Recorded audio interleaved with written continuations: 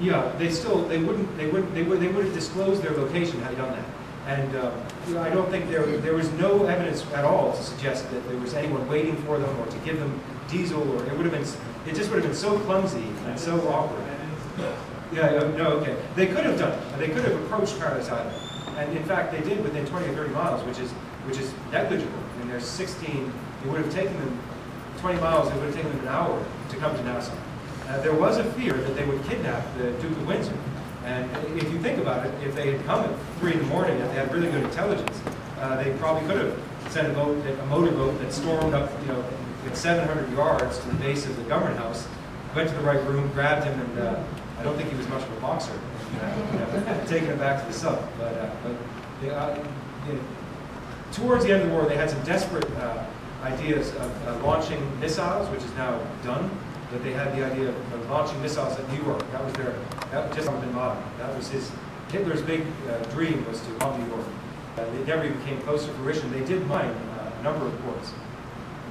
Sorry, but another question? And the charts that you have for July 1942, yep, with all the lines on there, where do you get those from? The Admiralty? Yeah, the U.S. kept charts of every single day, and every convoy that went through, and every airplane in the area. The German U-boats. That was a guy named Professor Gruhl, G-R-U-H-L, and he was in Colombia. She asked where I got the charts. He was in Colombia, South America, and he wrote a book about a study of how the Latin America interacted with the war. Every country has their own sort of U-boat myths, you know, that they went out to and chatted with the U-boats. Or the most interaction occurred with the schooners, because there was no threat to the U-boat from a schooner. So they did talk. They exchanged chickens and vegetables and foodstuffs, and there was a lot more leniency and a lot less fear. So there were cases like that, but and there were cases when the Germans kidnapped people and took them back to Germany. If they didn't want the officers, for example, to keep fighting them, so they would kidnap the captain or the chief engineer. I don't know if that answers your question. Yes? In your research, on some that I'm doing, bases were built in Bahamas, Grand Bahama, Eleuthera, Turks and Caicos. Did you learn anything as to why those bases were initially built? You know, I'm getting different stuff that they were to detect U-boats that were around along the eastern seaboard, Bahamas, or what have you. Did you find anything about that at all? That would make sense. The British invested a heck of a lot of money in the officer training unit. They actually trained Navy SEALs as well, by the way, on Blue Lagoon Island, what's now known as Blue Lagoon Island.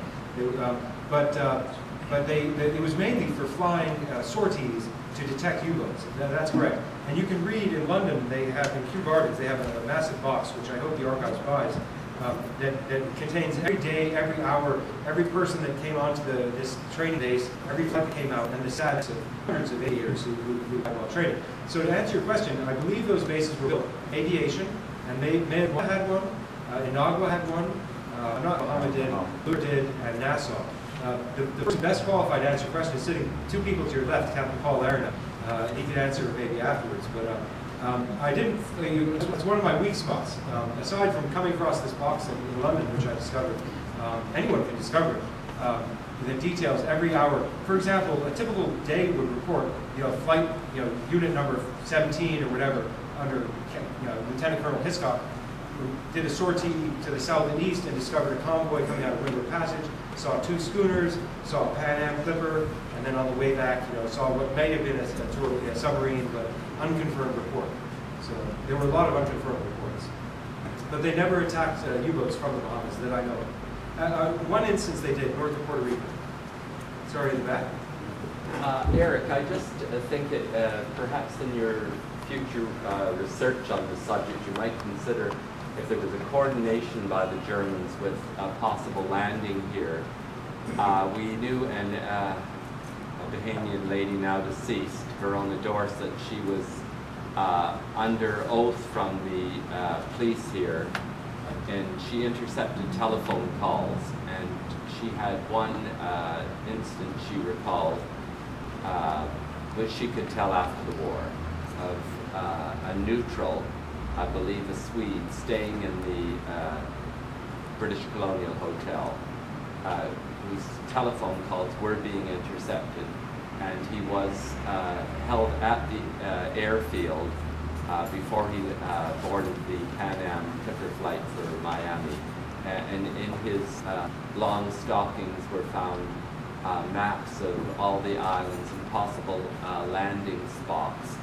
So, and this was during the first 2 years of the war, when when the United States was not in the war, and only Britain, the Commonwealth, and their allies were in the war.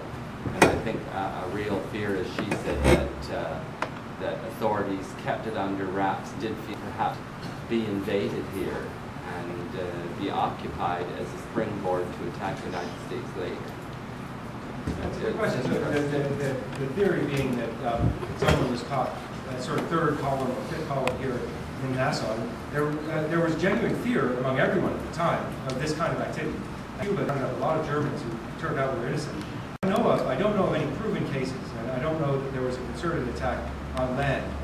I know that Dönitz ordered his men to continually shell, and there's not much strategic or tactical advantage, to taking the Bahamas, and the U.S. this reaction would be very, very swift, and a small crew of submariners would be killed very quickly, I'm sure, by the British and the Americans. But the Aruba was a very legitimate target, and Dönitz kept telling his commanders, go back and shell these oil tanks. The idea being that you could puncture them and set them on fire and destroy the source. And they did succeed in sinking 3 out of 5 of the shuttle tankers that went from Maracaibo in Venezuela up to Aruba, and almost disabled, almost cut off, because it was a shallow bank. And if you couldn't get the oil from across the shallow waters, you couldn't get the oil to the big tankers. And the Chinese crew revolted and refused to sail anymore. That's how bad the mortality was on that particular segment. But all I can say is it's justifiable that people were scared, and that there were suspicions and rumors. To my knowledge, no one was found guilty of complicity. It's quite sad that the crew, there was a captain himself who was Danish, who his men were talking about, oh yeah, 3 of our company ships were sunk in the past week. And so that was misinterpreted as, we have helped the enemy take 3 ships in the past week. And they were arrested, and the crew were frisked. And so there were cases where crew were dragged off for being Germanic. The accusation against the Danish captain was, well, his wife was in occupied Denmark, as if he had really had any say in the matter, as if the Germans had occupied his hometown and so, held his wife and family captive, but that made him a sympathist to the Nazi cause. So there was a lot of fear and not much evidence. Sorry. I just want to bring that out. The different things that are around who are sympathizers, Germans, or innocent, one time, Germans and King had, his brother had to get him out of Europe and send him here. But how did this, this all these people coming in? I wondered if you came across any references to that in the records. And it's interesting if you read the biographies of Ola Wallace in particular, because she had contacts, very close contacts with Italians and Germans. And a bit of anagram, but It's Swedish industrial. Swedish industrial. And at one time he was, there were rumors that he was Prussian and that's where Canal and was